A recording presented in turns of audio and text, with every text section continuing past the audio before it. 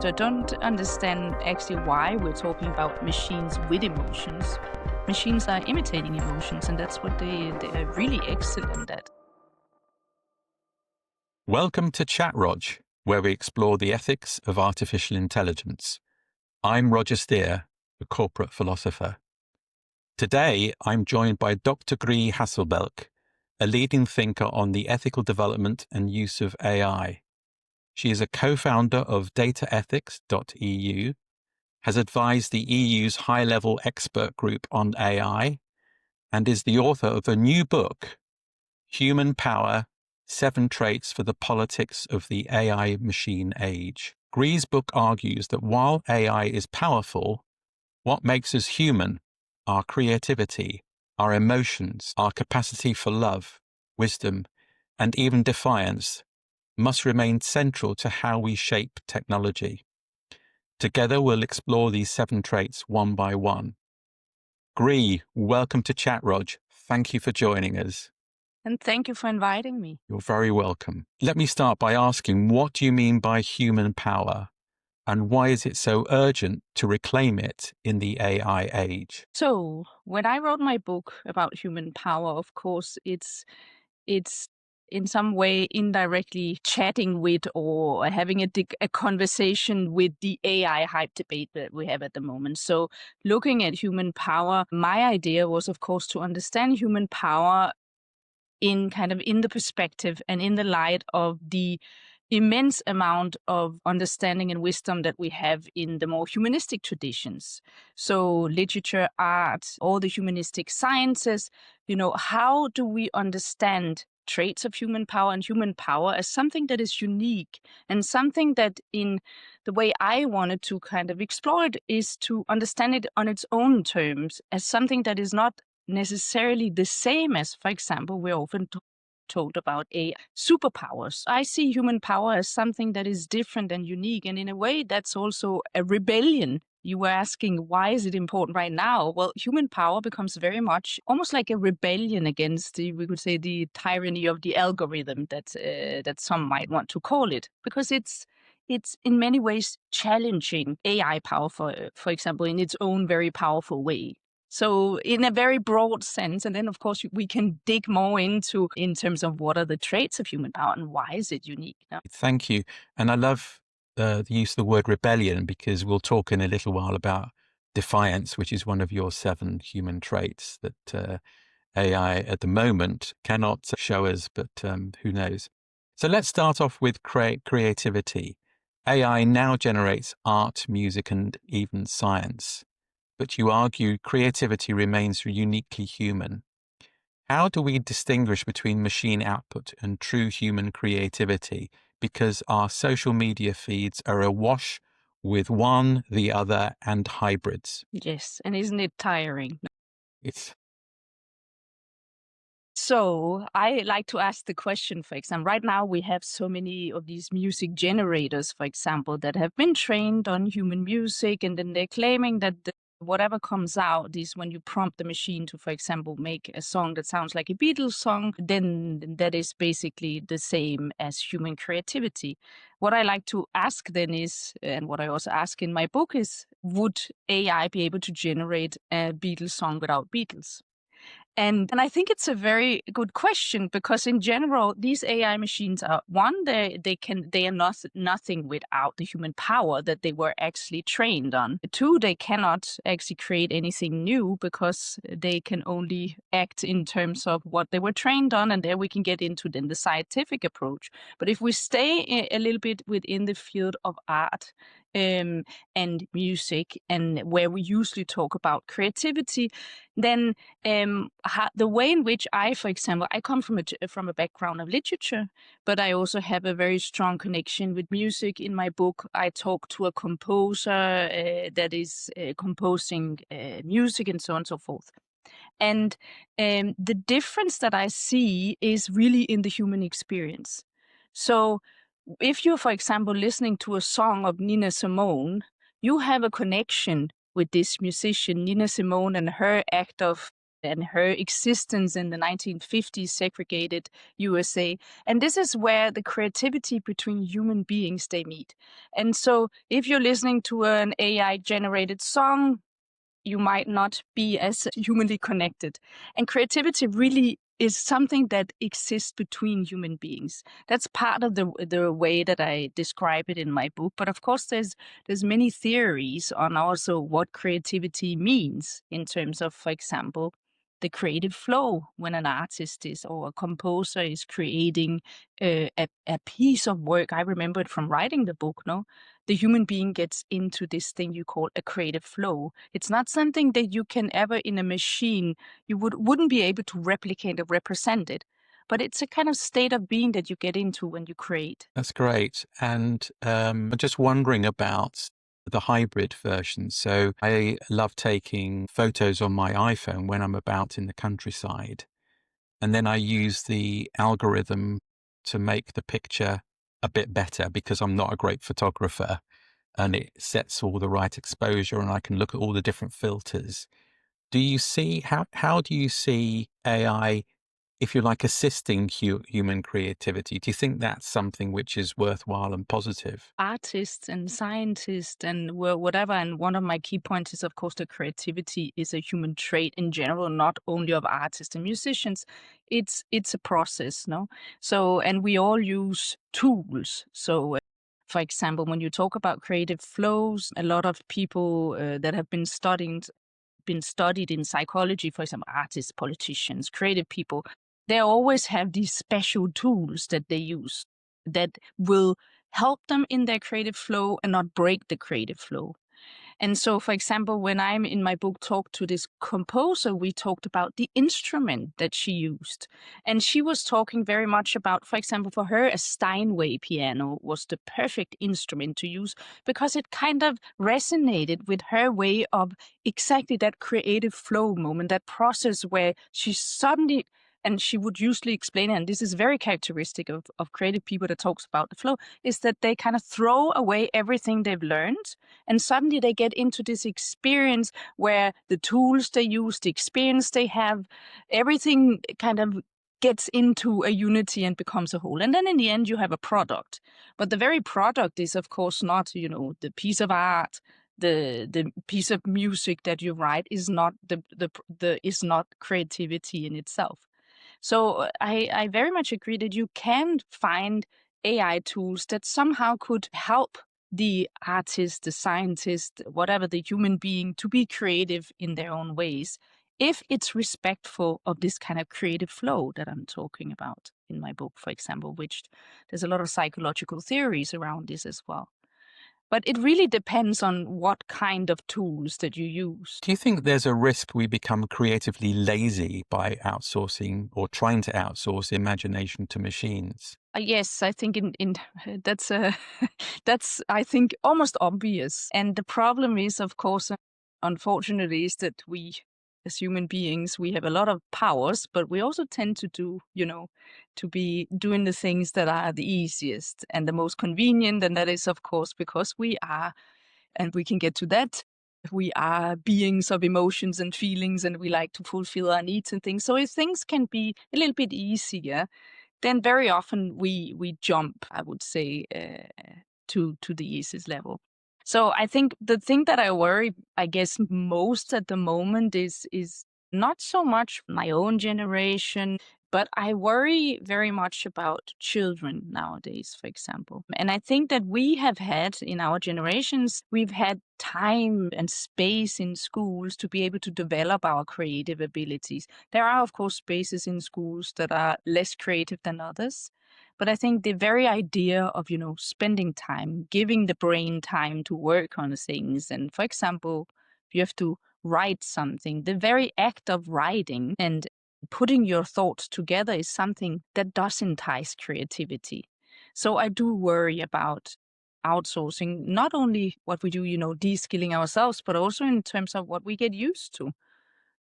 If it becomes too easy, non-challenging, we are challenged in our creativity. One of the things you talked about there was writing, which is a physical activity and human embodiment, the fact that we that we have eyes, ears, noses, we can taste, we feel things through our skin. We know that the best way we can write is actually with a pen and a piece of paper. Do you think that goes to the heart of explaining why artificial intelligence, because it's disembodied and will never be embodied in a biological sense, is the root limitation to its imagination? It's part of it, but there's a lot more. The first, certainly, and I think when we talk about the 7 traits of human power that I'm talking about, it's a combination of those traits and many, many more that makes us powerful as human being. And for example, creativity is also a combination, as you say, of the very fact that we have bodies and emotions and we exist in certain spaces and we have certain experiences that places us in time and space at a certain moment.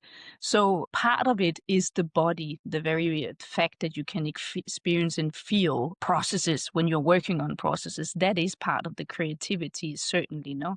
But there's also the entire idea that, that you even consider that a process or a machine process that basically is only trained on past data, on past experience, not even experiences, but representations of experiences, that you can think that that can kind of create something that is the result of creativity. Because before I said that creativity is the process, it's not the very result, it's not the whatever you see in the museum or the movies, what it is, the creative process. So if you have a process that is basically just trained on past represented experiences, how can you ever think of this as something that can create or represent creativity in any ways? Indeed. Thank you. Let's move to the next trait, which is emotion, one of my favorites in your book. AI is now being marketed as being able to, quote unquote, read emotions in faces, voices, or gestures. Why do you see real emotion as something machines cannot possess in that Well, sense? going back again to the idea that I presented before about machines being only information processing systems, and of course, you can train a system, a large language model, to imitate language of human beings that exhibits emotions. That's very easy because we have words and language that exhibits emotion. And an actor can do the same, can also kind of be trained to show certain emotions, even though they're not really living those emotions every time. Romeo and Juliet on the stage, they don't go through that pain every night. They learned to exhibit, they learned the language of emotions. And so that's also the question between weak AI and strong AI. Can a machine only simulate, or can it actually have those feelings? And of course, I think it's very obvious. I actually wonder why we're still in the public debate having these debates about machines with emotions, because it's very clear that what they're doing is that they're doing the same thing as an actor is doing, or a dishonest politician. You would say, if it is a politician, there has been times in history, and I'm using them in my book also with for example, Nixon, that was showing after the Watergate, was showing that he almost got tears in his eyes. It was considered very dishonest because those were not his real emotions. That's what people say. They distinguish between real and manipulated emotions. So we've always done that in history. So I don't understand actually why we're talking about machines with emotions.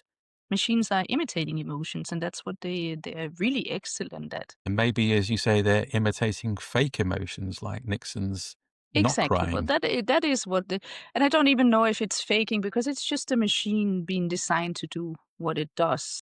And I think and that's another point, is there was a big mistake in trying to create these kind of machines faking emotions, because that also kind of you creates a kind of dishonest relation between humans and machines, no? Indeed. On emotion, one of the things that we're now seeing, and I'm sure you've looked at this and researched it, we now have therapy bots, imaginary friends being created, which for many people is quite a dangerous development. But having said that, even some psychologists and psychiatrists are saying things like, well, given the rationing in healthcare globally, if someone who is feeling very lonely can't get to see another human being or interact with someone who might help them, it's better than nothing. What do you think about that as as a way of people who can't get access to therapy or friendship from an emotional point of view? Do you think there is any good in that, or do you think it's all Isn't it bad? sad that we come to a society that that's the kind of relations that we seek, and we think that that is the way that we can solve the problem of loneliness in the 21st century? I do think that that is almost a defeat, that we are actually accepting that loneliness can be solved by machines that are actually very dangerous, because we've also seen very many cases where these therapeutic machines are spinning out of control and actually, for example, advising people to commit suicide. Because of course these machines are built on their kind of self-referencing, they're built on trained on the language, they are only machines, they do not have an ethics or a moral or anything. And even if we try to represent an ethics and a moral within the machines, I mean, you as a moral philosopher, you know that's not something that you can try to put it into laws, but you still need a kind of an ethics and a moral that people are living. So that's part of also my point. Also, the politics of my book is that while we're really we tend to kind of, that's this idea of the technological fix, and while we're so focused on this technological fix in areas where AI have no role to play, because there's other areas where AI is very useful, but in those areas it's too dangerous, and there's other problems that we should spend more time on trying to solving. So we need to then, instead of wasting resources and time on even having the conversation about therapeutic bots, we should try to solve the problem of the lonely people. Because if we go back in history, there's also different family patterns, there's different ways where people were less lonely because they had communities and families, and there was a different value system. So that's maybe the thing we have to work on, rather than these kind of alienating technologies. No. Yes, you're making me think about the way we shut away people who are elderly and need a lot of human care in care homes. And I think that's a human challenge, not one that could be solved with Exactly. machines. Let's move on to your next trait, which is life. In your book, you ask a deceptively simple question. Does a machine live, or is a machine alive? What's your own answer? How do you think we should think about AI if it's not Well, alive? obviously, it's not alive. Life is something that, we share with other animals on our planet or the other human beings. And it's something that really defines us. The main thing that is kind of the main characteristic, and it's also something that's always been taken up in science fiction, is this idea that there's a date on our life, or a termination date on our life, that gives meaning to our entire life. So many sociologists have actually also looked at the idea that life is defined, and the human thinking and everything we do is defined in terms of there's only a limited amount of time for each individual. And a machine, of course, doesn't have the same. You don't have that's the first thing. It might be turned off at some point or whatever, but, there's not even a starting point for where the machine started and was initiated. While when a child, for example, initiated starts living, it has been, it is the product of an entire of generations of being in the world. No?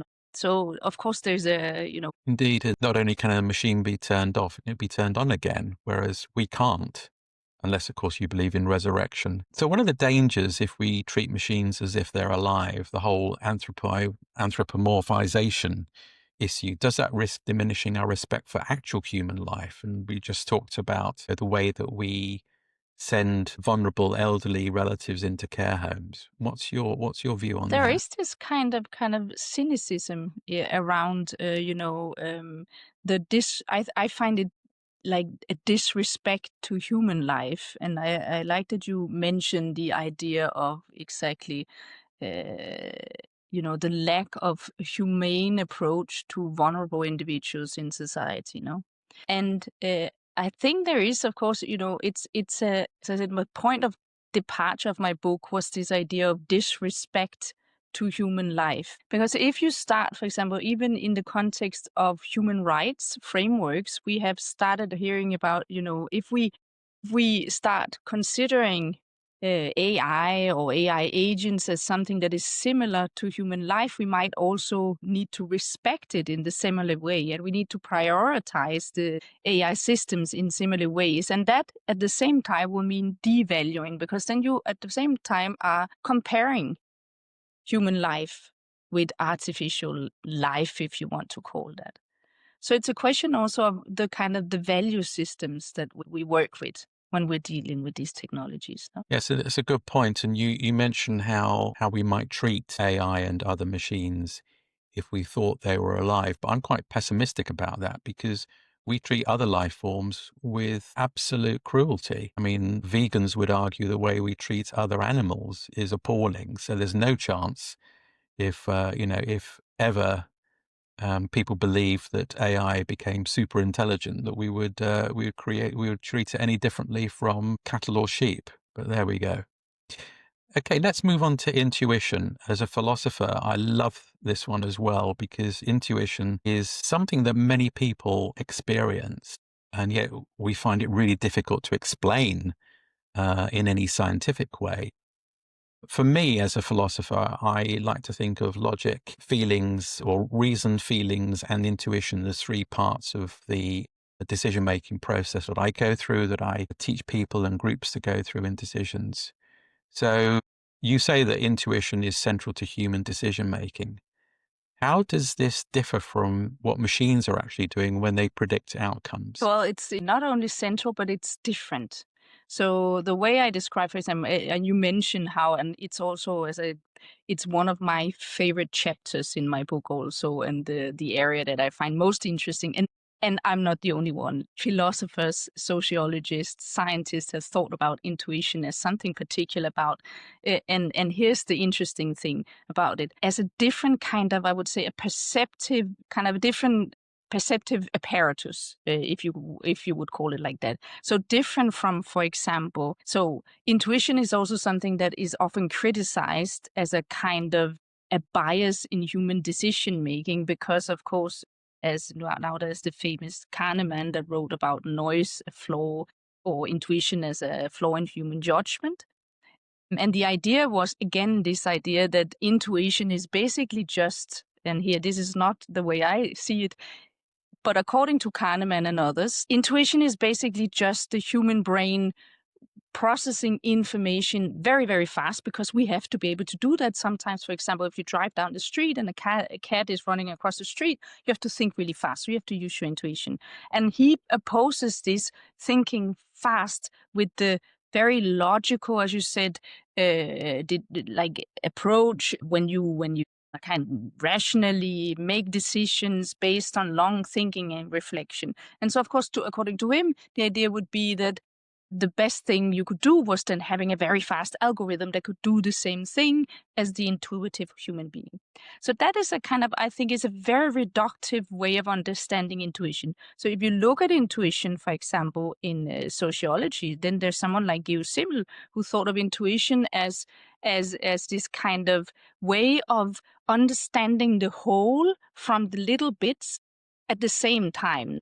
So instead of coming from the outside and observing position, you put yourself, you embed yourself in the position, and you perceive everything at the same time. So we all understand that some people can have like as human beings, some people can have better intuitions than others. But what intuition is actually based on is a combination of a lot of different abilities, experiences, placing yourself from an embedded position and then trying to understand the whole from every little bit. Einstein was also talking about intuition as, the creative intuition that he used in his science as something where he was able to, and he said this is one of the most important parts of the scientific approach, is that approach where you basically look for clues you wouldn't normally look for, no? And that's how you create, and again, then we get back to creativity, you get to more creative solutions.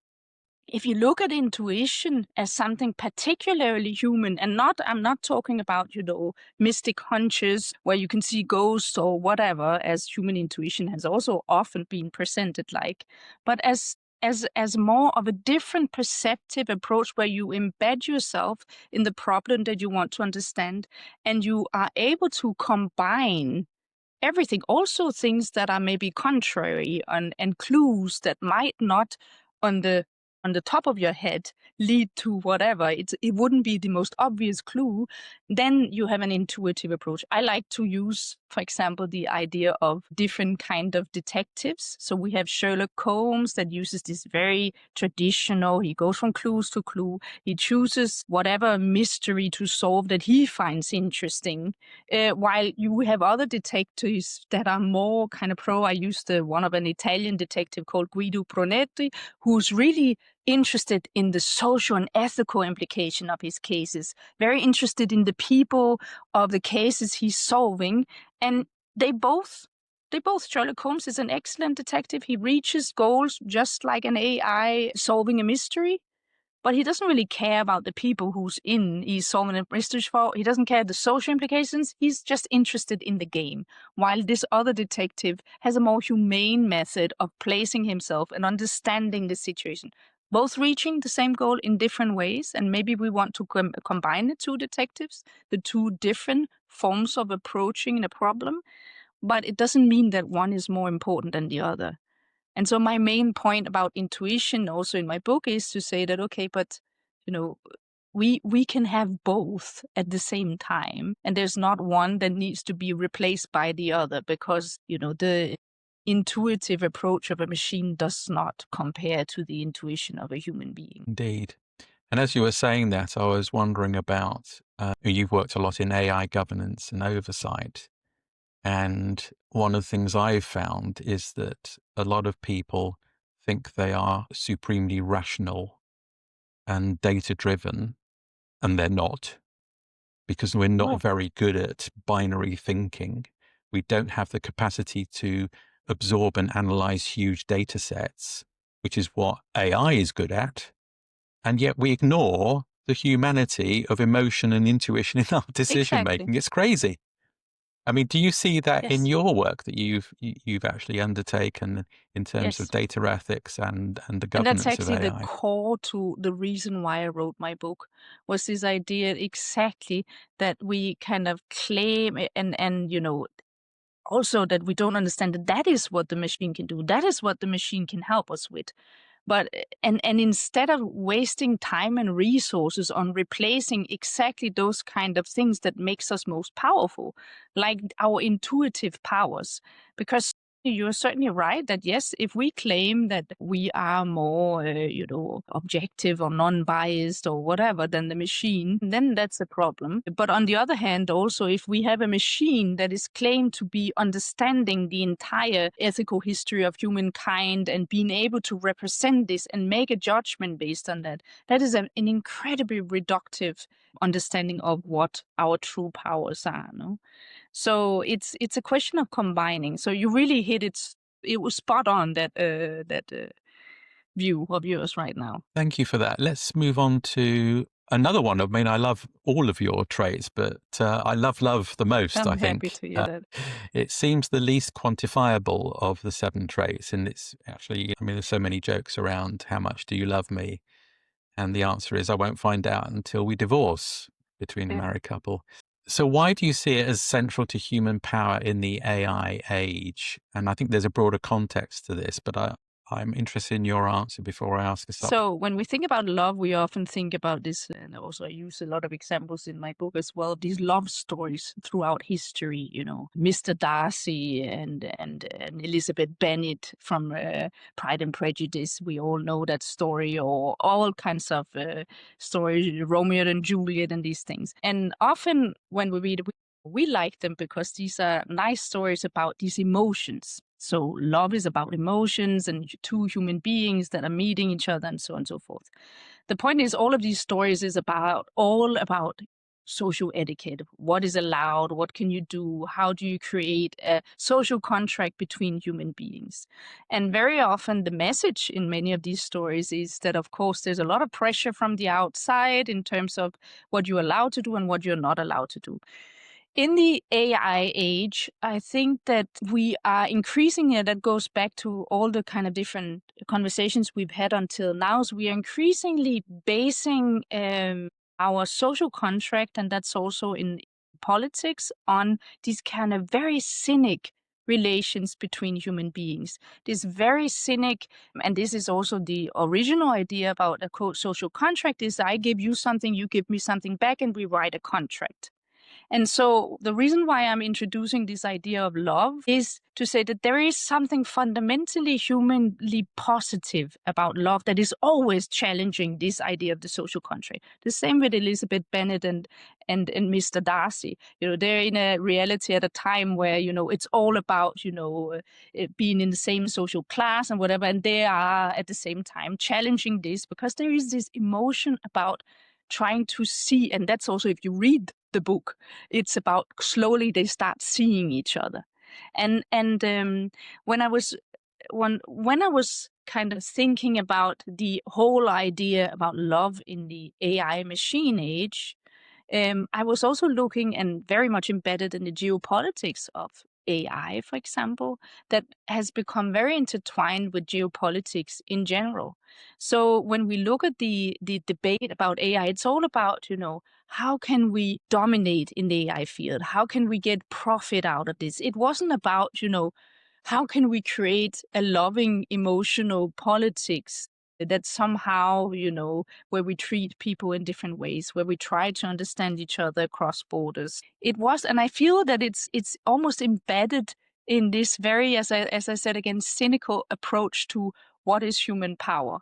Because power becomes not equated with, our love, our emotion, our creativity. It becomes equated with this thing that a machine can outcompete the human capacity. And so I guess that's, one of my key ideas about love. That machine, of course, it would be able to replicate a social contract, a marriage contract. It could also replicate, it could even create that, but it wouldn't be able to recreate, for example, the human emotions that goes into this. You're prompting me to think about the dominance in modern Western society of utilitarianism as a dominant moral philosophy, which to me is Yes. weak, because love and relationships are all about giving and self-sacrifice and service. It's about our duty to love and care for others.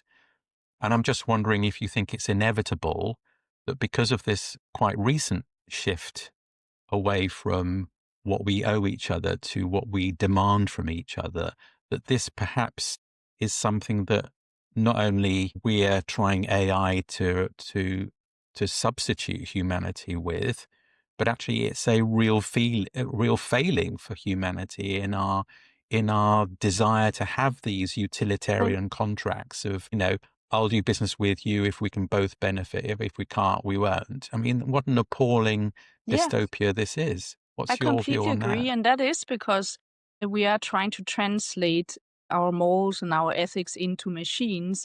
And as the result is the only moral and ethical framework that works is utilitarianism. As I said, if you would call it a moral framework. And I very much agree that that is one of the biggest kind of failures or disasters at the moment. So it's a very that is worrying, and that is why we need to challenge these kind of tendencies with our strongest human powers, which is love, one of them. No, and it makes me think of because in my book I also talked to a woman, a professor that had kind of co-edited or edited 5 of Dalai Lama's books. And she talked about the Buddhist approach. And I asked her about the social contract, and as she said, well, the social contract, the best social contract is one exactly as you're saying, one where you give without expecting something back. And then at some point, something will come back to you if you just give. That's what she was saying, no? But that's not the way the machine, it needs to be fed with something in order, and it needs to get, it will very often not give you much back. Even the machinery behind the machine, the business models and the industry behind is not a very given industry, even if when you think about the profits that goes into these machines. No. Thank you. We're now moving to a lovely surprise in your 7 traits for me, which is defiance Yes. and rebellion. You cite Tank Man in Tiananmen Square, and our listeners may well remember that iconic, emblematic behavior of human defiance, where that lone man stood in front of a tank weighing, I don't know, 100 tons. Why do you see defiance as vital in an AI-shaped Well, world? because I think defiance, as I said before, also is, one of the most human traits. So the very act of being a human being is an act of defiance towards the machines, because we do not make sense in machine language. So just think of the idea that you have a certain age. If you have to translate that into machine, then I'm 48 years old. Put that into the machine. But that's not who I am. I'm constantly in the making. So the very act of being a human being and having a human power, a dynamic, a complete, seeing the whole picture, is defiance. But then, as I said, also, you mentioned tank men. There is, throughout history, for some reason, there's always been human beings that have been defying the kind of systems that have been feeling, either in terms of, social justice or feeling disempowering. There's always been these human beings throughout history that have, in all kinds of ways, been defying the systems. So you mentioned tank man that just stood still in front of those tanks without moving. No one knows why he did it. But if you think about it, you do know 100% that it could be memories, it could be experience, it could be his emotions, it could be his love, it could be all those kind of human traits that together made him stand there so defiantly. Rosa Parks suddenly decided to sit still and just refuse to move because she had enough. And then there's the 1970s Greenpeace people that were sailing around the whaling boats in a very active movement. That's a different kind of defiance. Or you have the Salt March of Gandhi that got people that walked all the way to the sea to pick up their own salt. So you have all these kind of beautiful acts of defiance throughout human history that I just think just by mentioning them, and I mention more of these in my book also, it is so clear that there is something fundamentally human that is rebelling against these. I would say they're really, as I always say that, okay, AI is considered a superpower, human superpower, but at the same time, it's one of the biggest human disempowerment because it's an act in itself that is trying to kind of tame these defiant human beings. And so that's part of the reason. Then there's in philosophy, you as a philosopher know that there's also the entire idea of the absurdity, like being human. The human condition is to rebel against the absurdity of the meaninglessness of life. And that's our entire human being is we want to make sense and have meaning in life, no? And that is human being. I don't think, I know that a machine couldn't care less, or it doesn't have an ability to care. But, that is exact. There's no care, No. there's no, sense. It was established as a tool with a certain purpose. No, so it's a really interesting form of human power, defiance. Thinking of defiance in terms of human protest on the streets, and AI is being used for state surveillance to, facial recognition to know who's protesting. In the UK at the moment, as you may know, Palestine Action is a proscribed terrorist organization, and our police are arresting 80-year-old women who are protesting against the genocide that, they say is going on in Gaza at the moment. But at the same time, could we also use AI to give us new tools for protest and dissent? For example, you can print up a face mask which actually confuses or puts various patterns on your face, which disrupts the way that facial recognition works. You can almost put a temporary tattoo on your face so they can't recognize you. What's your thinking about that? Could we use AI as a tool to help us become more defiant and rage against the machine? I mean, any technology you can use, but you could also just draw a picture or put on a mask or. So I Yes. think the problem is really, as I also mentioned this in my book, because Tankman, that was 1989. And there's a reason why we don't know who he is. It's because so many different kinds of technology, there was no kind of those kind of technologies that you're mentioning that could surveil those crowds. But as I also say in my book, Tankman, we would most likely know who he was today because of facial recognition, and maybe he would not even have been able to walk in front of those tanks, because you also use things like emotion recognition technologies to control crowds at the moment, to actually detect if there's someone that seems to be wanting to have an act of defiance. And of course, it's a two-sided thing. There's a reason why some of these technologies are created, because we also had terrible acts of human power has two sides.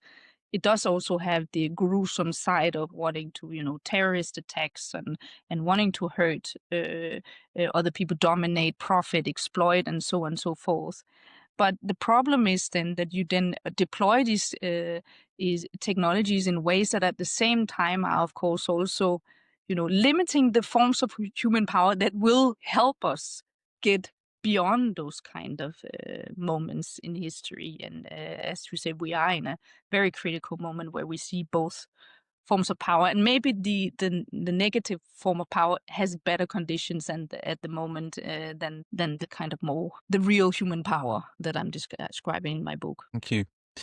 Finally, your seventh trait is wisdom, and wisdom is much more than intelligence. We've talked earlier about how machines are very good at analyzing huge data sets and looking for patterns, but they find it very difficult to make judgments based on that data. How do you define wisdom in contrast with this binary logic in your book? So that's why I actually called it wisdom and not intelligence, exactly for the reason that, we talk about artificial intelligence, and since the beginning of the history of the developing this technology, and then of course Alan Turing was talking about thinking machine and learning machines, and then we had John McCarthy's advice takers, and this idea that you of course have a machine that can really analyze a huge amount, according to a certain logic, huge amounts of data, which the human mind cannot do.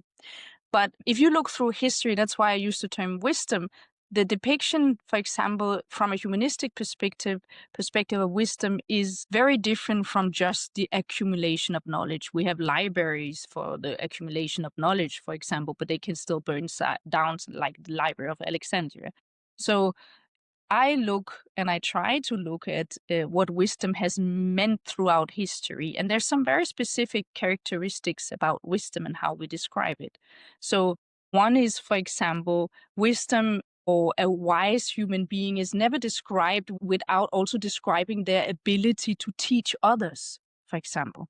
That is always a trait of when you look at, for example, Hypatia, who was a very wise woman in the old Alexandria. Integrity, for example, integrity, academic integrity is something that is always described as fundamental to academic doing. So the idea that you at the same time also have an ethical approach to way in which you do science, no? So that's another trait. And then you have the idea of the wise. Wisdom always comes at some point with some kind of human experience. So if you think of all the depictions of wisdom, and then we can of course talk about how, the old man with the long white beard that sits, but the idea is not, so much that it's an a white man sitting that's always in those, King Solomon and things like that. The idea is that it's the depiction of experience. So there are times where you have this kind of, it needs experience. You would never call a child, for example, wise, but you would usually think about wisdom as something that comes out of a long experience of living in a certain moment in time, making certain decisions, experiencing, going through certain emotions. So again, as I said before, wisdom is really a combination of all those traits, the 7 traits of power that I talk about. And that's also why wisdom is the last chapter in my book. And also a little, nod towards the AI field, where we have all these AI, again, hypesters, as you would say, that talks about the challenge to human intelligence. In not too many years, it will compete humanity. Humanity, the biology is just an outdated software, and so on and so forth. So of course, as I'm saying, there is not even a competition, because AI is a very different thing. And it was a mistake to call it artificial intelligence. But, we had to, yeah. I love that. I love that. And I also love the way that you left it till last, because as a philosopher, which means someone who's a friend of wisdom, it does is, if you like, the basket or the umbrella, depending on whether it's over or under all of the virtues that you've written about and you've spoken about. My closing question is really about our listeners do at an individual level. I believe that movements happen from the edge and in everyday decisions that we make. So in a very practical sense, what can you encourage our listeners to start doing to, make more of human power and create a world where all of the qualities and the traits you've talked about become dominant again?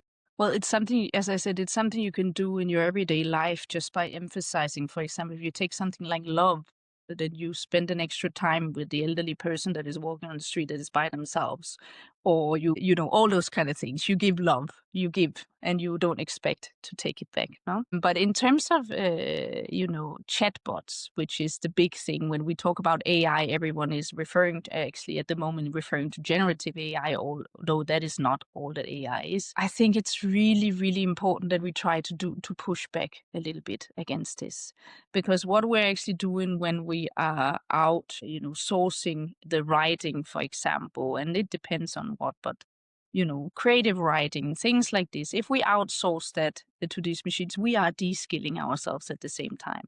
And we are at the same time also disempowering ourselves, because it's also about creating memories. So one of the things that I see as, also fundamental to the human power is our memories and our experiences, because those are the ones that usually drives us somewhere. No, so sourcing these things to machines is really problematic, and that's where I would really wish, and I think the most concrete place where we can start that is with children in schools.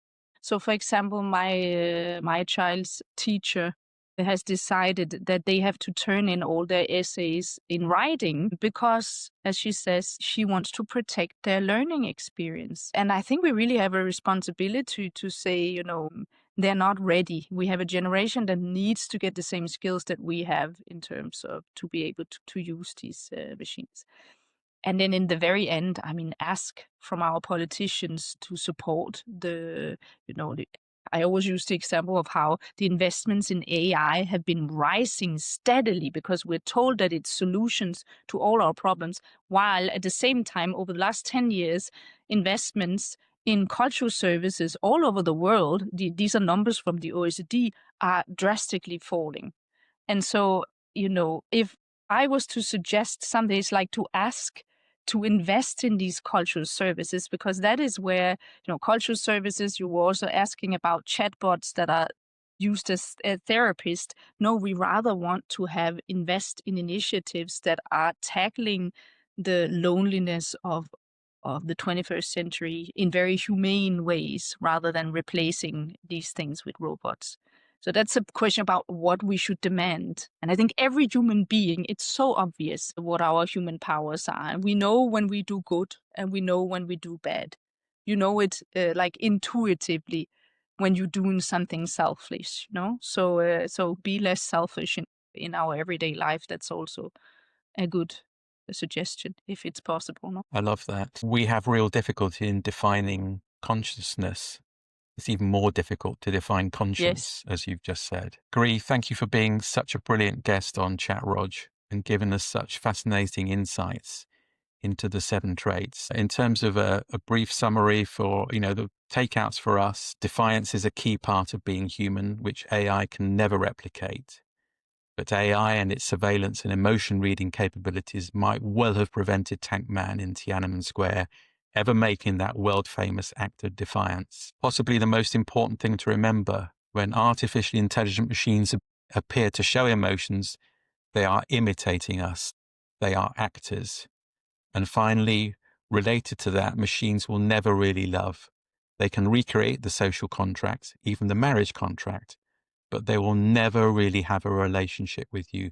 They will never really love you. So, Gry, you've been a super guest, as I've said, and I want people to really go and buy Human Power, 7 Traits for the Politics of the AI Machine A. It's available now, and I will shamelessly plug this for Thank you so you. much.